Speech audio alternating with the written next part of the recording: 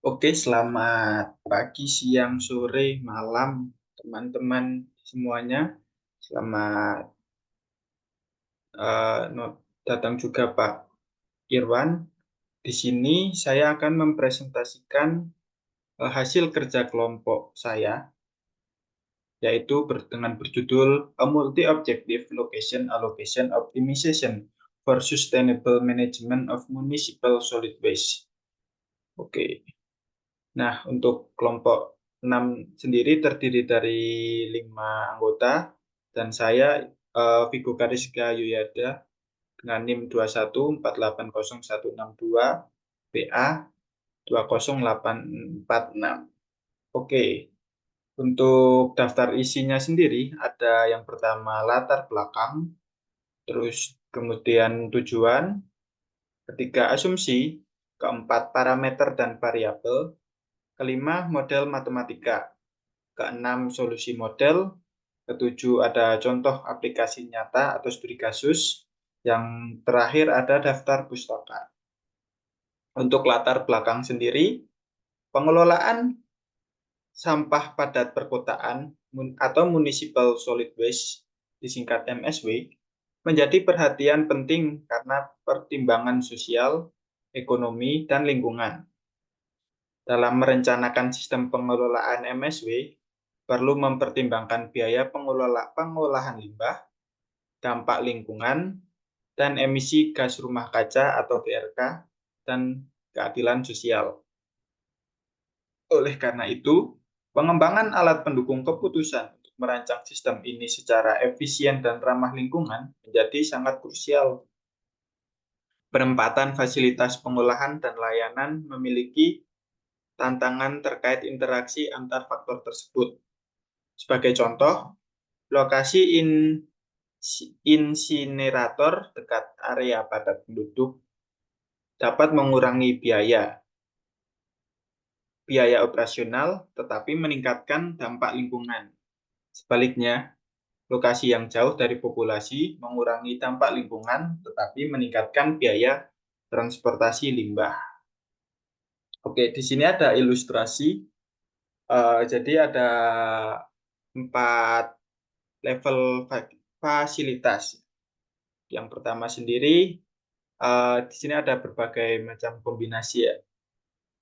Jadi yang pertama, dari fasilitas pertama bisa langsung ke tempat pembuangan akhir atau fasilitas 4. Atau juga bisa lewat fasilitas kedua, baru langsung ke pembuangan akhir. Bisa juga lewat fasilitas kedua, baru ketiga, dan juga langsung baru ke fasilitas terakhir. Begitu. Oke, untuk tujuannya sendiri, perencanaan sistem pengelolaan limbah padat sangat penting dan perlu mempertimbangkan dengan cermat banyak faktor penting, yaitu biaya pengelolaan limbah, potensi dampak lingkungan, emisi gas rumah kaca, dan faktor lainnya. Dalam paper, model alokasi multi-objektif digunakan untuk mengelola trade-off antara biaya operasional sistem, potensi dampak lingkungan, emisi GRK, serta keadilan sosial secara optimal. Oleh karena itu, penelitian ini bertujuan untuk mengembangkan model optimasi lokasi alokasi multi objektif untuk sistem pengelolaan MSW yang pertama, meminimalkan biaya sistem. Kedua, meminimalkan emisi GRK. Ketiga, meminimalkan dampak lingkungan terhadap komunitas sekitar. Oke, selanjutnya ada asumsi-asumsi yang akan digunakan pada model. Yang pertama ada lokasi titik pengumpulan limbah dan kandidat fasilitas sudah diketahui. Yang kedua, asumsi kedua, limbah dari satu titik pengumpulan dapat dikirim langsung ke fasilitas pengolahan atau melalui stasiun transfer. Asumsi ketiga, jumlah fasilitas tidak terbatas, tetapi dibatasi kapasitasnya. Asumsi keempat, biaya transportasi dan pengolahan bersifat linear. Dan asumsi yang terakhir, parameter waktu tidak diperhitungkan dalam model ini. Oke, selanjutnya kita akan masuk ke parameter dan variabelnya. Nah, di sini ada lumayan banyak ya parameternya. Untuk parameter I besar, I kecil itu himpunan dan indeks titik fasilitas tingkat pertama atau timbulan untuk pengumpulan sampah. Untuk C besar dan C kecil itu himpunan dan indeks titik kandidat fasilitas tingkat kedua. K besar K kecil himpunan dan indeks fasilitas tingkat ketiga. Yang L besar L kecil itu fasilitas tingkat keempat. Untuk H besar H kecil itu himpunan dan indeks komunitas yang terkena dampak pengolahan limbah. Selanjutnya ada CIC, CIK, CIL, CJK, CJL, dan CKL itu biaya transportasi limbah per unit dari I ke C, dari I ke K, dari I ke L, dari C ke K, dari C ke L, dan dari K ke L. Yang selanjutnya ada parameter F, FG kecil, FK kecil, dan FL itu biaya tetap fasilitas C, K, dan L. Untuk F besar C kecil, FK, dan FL itu biaya variabel per unit pengolahan limbah di fasilitas C, K, dan L. Untuk BK sendiri yaitu laba untuk yang laba unit yang dihasilkan dari daur ulang atau pengolahan limbah di fasilitas K. Untuk E besar IC, E besar IK, E besar IL, E besar JK, E besar JL, E besar KL itu koefisien emisi GRK, gas rumah kaca, pada per unit pengangkutan limbah dari I ke C, dari I ke K, dari I ke L, dari C ke K, dari C ke L, dan dari K ke L. Selanjutnya ada parameter L, IC, L besar IC, L besar IK, L besar IL, L besar JK, L besar JL, L besar KL itu kapasitas muatan kendaraan pengangkut dari I ke J, I ke K, I ke L, J ke K, J ke L, dan K ke L. Selanjutnya ada S besar H itu ukuran komunitas yang terkena dampak. Nah, selanjutnya ada RK, R besar K, R besar L itu tingkat dampak lingkungan dari fasilitas pengolahan limbah. Selanjutnya ada X besar KH dan X besar LH itu koefisien kompensasi polusi dari fasilitas K, L terhadap komunitas H. Selanjutnya ada C, C besar A besar C, CAK, CAL itu kapasitas maksimum fasilitas C, K, dan L. Selanjutnya ada limit C, limit K, limit L itu batas bawah fasilitas JK, JK, dan L. Terus ada DHK dan DHL itu jarak antara fasilitas K, L dengan komunitas H. Selanjutnya ada alpha, beta, nu, dan theta itu parameter penyesuaian. Terus selanjutnya ada DX itu biaya penyusutan fasilitas X, CX, C, C besar CX itu biaya konstruksi fasilitas X termasuk bunga pinjaman bank. Oke. Selanjutnya ada LX, yaitu rentang hidup fasilitas X yang diharapkan. Z, bilangan positif tak terbatas. AL, jumlah limbah yang diolah di fasilitas L. GI, jumlah limbah yang dikumpulkan di fasilitas I. PJ, PK, dan PL, jumlah maksimum setiap jenis fasilitas yang akan dibangun. RJ, RK, yaitu tingkat input-output di fasilitas J dan K. Nah, itu berapa parameter yang akan digunakan. Terus selanjutnya ada variabel keputusan. Untuk XJ, XK, XL itu variabel biner. Satu, jika fasilitas JKL dibangun. 0 jika tidak. WIJ, WIK, WIL, WIJK, WJL, WKL itu jumlah limbah yang diangkut dari I ke J, I ke K, I ke L, J ke K, J ke L, dan K ke L. Oke. Selanjutnya kita akan masuk ke model matematikanya. Nah, model ini terdiri dari 3 fungsi objektif, yaitu yang pertama kita meminimalkan biaya sistem. Z1 sama dengan jumlahan I kecil anggota I besar, jumlahan J anggota J besar dari CIC BIC tambah jumlahan J CJK WJK ditambah jumlahan CKL WKL ditambah jumlahan FJ XJ tambah jumlahan FK XK yang terakhir ditambah jumlahan FL XL di mana CIJ CJK CKL itu merupakan biaya transportasi per unit limbah dari I ke J, I ke K, K ke L. Terus WIJ, WIJK, WKL itu merupakan jumlah limbah yang diangkut dari I ke J, J ke K, K ke L. Selanjutnya FJ, FK, FL itu merupakan biaya tetap fasilitas dari JKL.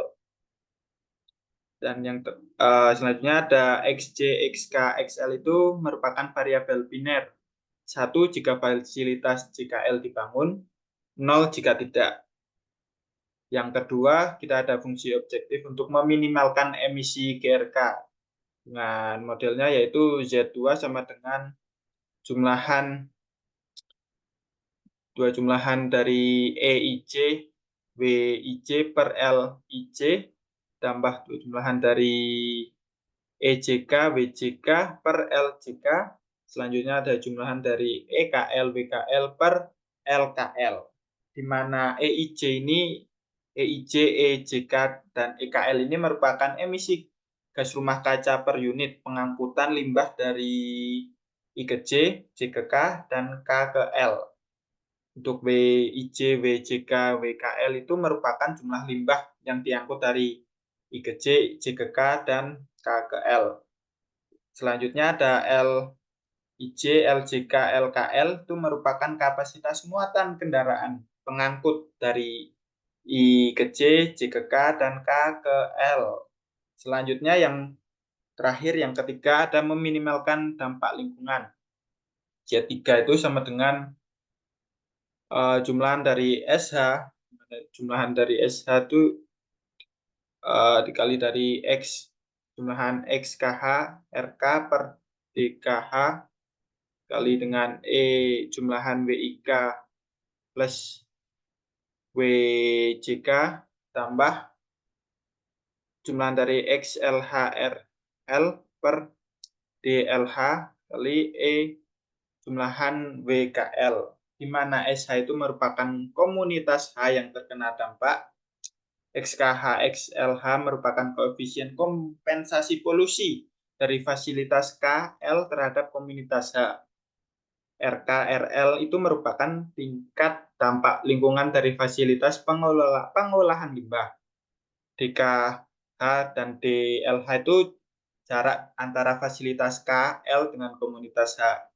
WIJ, WJK, WKL itu jumlah limbah yang diangkut dari I ke J, J ke K, dan K ke L. Oke. Selanjutnya ditemukan kendala dari keseimbangan. Yang pertama, kendala pertama yaitu keseimbangan massa. Diperoleh 4 persamaan berikut. Kendala pertama memastikan bahwa seluruh limbah yang dihasilkan dari berbagai titik pengumpulan dapat diproses atau dibuang dengan benar melalui rantai fasilitas pengolahan limbah yang ada, mulai dari titik pengumpulan hingga ke tempat pembuangan akhir. Oke, selanjutnya ada kendala yang kedua dengan yaitu kapasitas fasilitas diperoleh persamaan 5, persamaan 6, dan persamaan 7.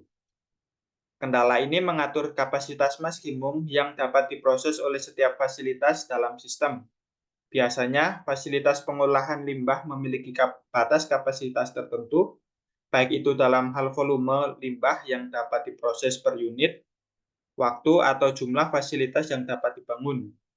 Kendala 2, memastikan bahwa jumlah limbah yang diproses Setiap fasilitas tidak melebihi kapasitas yang ditentukan. Oke, untuk yang kendala yang ketiga yaitu logika alokasi. Diperoleh 6 persamaan, yaitu persamaan 8, persamaan 9, persamaan 10, persamaan 11, 12, dan 13. Untuk kendala ketiga sendiri memastikan bahwa limbah hanya dapat dialokasikan ke fasilitas yang aktif atau dibuka. Jika fasilitas tidak dibuka atau XG-nya sama dengan 0, maka tidak ada limbah yang dapat dialokasikan ke fasilitas tersebut. Sebaliknya, jika fasilitas dibuka atau XG-nya sama dengan 1, maka limbah dapat dialokasikan sesuai dengan kapasitas dan aturan alokasinya. Oke, untuk kendala yang keempat, itu ada kendala pembukaan fasilitas. Diperoleh persamaan 14, 15, 16, 17. Oke, untuk kendala keempat sendiri memastikan bahwa jumlah fasilitas yang dibuka tidak melebihi kapasitas atau batas maksimum yang diizinkan untuk setiap jenis fasilitas. Dan oke, selanjutnya ada kendala kelima, yaitu syarat dasar variabel keputusan. Diperoleh persamaan 18 dan 19. Untuk kendala 5 sendiri, memastikan bahwa variabel dan parameter dalam model hanya dapat mengambil nilai yang valid dan konsisten dengan konteks permasalahan. Oke, untuk solusi dari model yang tadi telah dijelaskan, yaitu kita menggunakan metode Weixum, yaitu pendekatan yang digunakan untuk menggabungkan beberapa fungsi objektif yang mungkin memiliki tujuan yang berbeda menjadi satu fungsi objektif komposit. Fungsi komposit ini kemudian digunakan untuk mencari solusi optimal, yaitu diperoleh rumus yaitu W sama dengan W1 kali Z1 per Z1 star plus W2 Z2 per Z2 star plus W3 Z3 per Z3 star, di mana W yaitu fungsi objektif gabungan yang ingin diminimalkan atau dimaksimalkan, Z1, Z2, Z3 yaitu nilai dari masing-masing fungsi objektif yang ingin dioptimalkan. Z1 star, Z2 star, Z3 star itu nilai optimal masing-masing dari fungsi objektif. W1, W2, W3 itu bobot yang diberikan pada masing-masing fungsi objektif. Dengan syarat W1 plus W2 plus W3 itu sama dengan 1. Oke, selanjutnya kita akan masuk ke studi kasus. Untuk konteks masalah sendiri, yaitu studi ini berfokus pada pengolahan sampah padat perkotaan yang tadi di latar belakang itu, dengan menggunakan model optimasi multi-objektif untuk lokasi dan alokasi fasilitas pengelolaan sampah. Tujuannya yaitu menyakup biaya, meminimalkan biaya emisi gas rumah kaca dan dampak lingkungan terhadap komunitas. Sebagai studi kasus, kita mencoba menerapkan model ini dalam kota besar, salah satu kota besar seperti Yogyakarta. Di Yogyakarta ini menghadapi tantangan pengelolaan sampah yang terus meningkat akibat urbanisasi dan pertumbuhan populasi. Lokasi TPA dan fasilitas pengolahan yang tidak optimal membesar biaya transportasi dan dampak lingkungan. Dengan data lokasi sampah, sumber sampah, fasilitas pengolahan, dan TPA, model dapat digunakan untuk menentukan lokasi optimal fasilitas baru, seperti bank sampah atau tempat pengolahan organik dan alokasi limbah dari berbagai area kota ke fasilitas sesuai kapasitas dan biaya transportasi minimum. Oke, kita akan coba implementasikan, yaitu yang pertama kita mengumpulkan data terlebih dahulu. Data yang diperlukan itu meliputi jumlah limbah dari setiap kecamatan, biaya transportasi per kilometernya, kapasitas fasilitas pengolahan, serta koefisien emisi dari pengangkutan limbah. Yang kedua, kita akan memodelkan dan mencari solusinya seperti yang tadi sudah dijelaskan, yaitu dengan menggunakan metode Weixum. Bobot yang sesuai diberikan pada fungsi objektif. Misalkan biayanya 50%, emisinya 30%, dan dampak kepada lingkungannya itu 20%. Solusi optimal bisa diperoleh, kita bisa menggunakan perangkat lunak seperti MATLAB atau Python. Kemudian kita mensimulasi dan memvalidasi. Model ini diuji dengan untuk berbagai skenario seperti pertumbuhan populasi atau peningkatan jumlah limbah untuk memastikan keandalannya dalam berbagai kondisi. Oke, untuk dampak dan hasil dari implementasi tersebut itu kita memperoleh efisiensi biaya, yaitu pengurangan biaya, bisa mengurangi biaya transportasi dan operasi fasilitas. Yang kedua, untuk lingkungan, nah, untuk lingkungan sendiri ada penurunan emisi GRK dan dampak polusi terhadap komunitas. Nah, selanjutnya untuk manfaatnya, yaitu lokasi yang dipilih untuk meminimalkan gangguan terhadap area batas. Untuk tantangan dan solusinya sendiri, yaitu keterbatasan data akurat mengenai emisi dan biaya. Dan solusinya yaitu menggunakan asumsi atau data sekunder, serta melibatkan partisipasi komunitas untuk memvalidasi model. Oke, yang terakhir ada daftar pustaka, ya kita menggunakan paper dari Yu Ha Solfang tahun 2007. Oke, sekian, terima kasih. Oke, selanjutnya untuk refleksi selama kuliah KSMT ini, selama 1 semester apa saja sih yang telah saya pelajari? Oke, yang telah saya pelajari yang pertama itu ada kita memahami dasar pengelolaan sampah, yaitu termasuk jenis-jenis sampah, eh, organik, anorganik, ataupun berbahaya, terus proses pengelolaan sampah mulai dari pengumpulan, pemilahan, hingga pembuangan akhir. Selanjutnya, saya juga belajar untuk memodelkan matematika untuk pengelolaan sampah, optimasi lokasi, alokasi, fasilitas, pengelolaan sampah untuk meminimalkan biaya, emisi gas rumah kaca atau GRK, dan dampak lingkungan, dan juga penerapan metode multi-objektif seperti metode Wijk-Sum untuk menangani berbagai tujuan yang saling bertentangan. Selanjutnya, saya juga mempelajari prinsip keberlanjutan dalam pengelolaan sampah, yaitu strategi untuk mendukung daur ulang dan pengurangan limbah di sumbernya. Pentingnya juga melibatkan masyarakat dalam proses pengelolaan sampah. Dan selanjutnya ada juga saya juga memahami teknologi dan inovasi dalam pengelolaan sampah, teknologi waste to energy sebagai solusi pengelolaan sampah dan sumber energi terbarukan, dan juga pemanfaatan data analitik untuk meningkatkan efisiensi sistem pengelolaan sampah.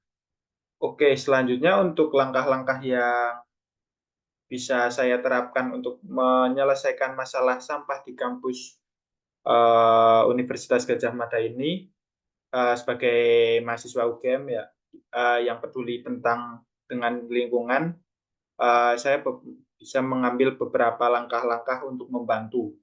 Yang pertama, kita meningkatkan kesadaran mahasiswa dengan cara mengadakan kampanye atau lokakarya tentang pentingnya pengelolaan sampah yang baik, mempromosikan gerakan seperti reduce, reuse, recycle di kalangan mahasiswa dan staf. Selanjutnya, kita juga bisa mengimplementasikan sistem pemilahan sampah, yaitu seperti menyediakan tempat sampah terpilah untuk organik, anorganik, dan daur ulang di seluruh area kampus. Dan juga mengedukasi mahasiswa tentang cara memilah sampah dengan baik dan benar. Selanjutnya, kita juga bisa mengembangkan program daur ulang untuk menginisiasi bank sampah di kampus untuk mendaur ulang sampah plastik dan kertas, dan juga bekerja sama dengan pihak eksternal untuk mengelola sampah daur ulang secara efektif. Kita juga bisa memanfaatkan teknologi, yaitu menggunakan aplikasi untuk memantau jumlah dan jenis sampah yang dihasilkan di kampus. Saya juga, memiliki ide, yaitu melibatkan komunitas kampus untuk membentuk tim atau komunitas mahasiswa yang fokus pada pengelolaan sampah, melibatkan fakultas atau lembaga kampus dalam mengelola limbah secara dalam skala besar. Dan yang mungkin yang terakhir, kita bisa menerapkan kebijakan ramah lingkungan seperti mendorong pengurangan penggunaan plastik sekali pakai di kampus dan juga mengintegrasikan pengelolaan sampah dalam kebijakan operasional kampus. Mungkin itu yang saya pelajari dan bisa saya terapkan untuk menyelesaikan masalah sampah di kampus ini. Sekian dan terima kasih.